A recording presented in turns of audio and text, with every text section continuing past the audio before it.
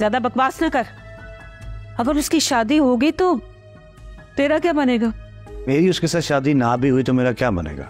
देख बेटा, अगर उस बालिश बन लड़की की शादी तय हो गई तो मेरा मिशन फेल हो जाएगा ना। मैं उस मुकर्रम को और उस लड़की को किस तरह अपने सामने झुकाऊंगी? अम्मा प्लीज मुझसे कोई बात ना करें, मैं पहले ही बहुत परेशान हूं।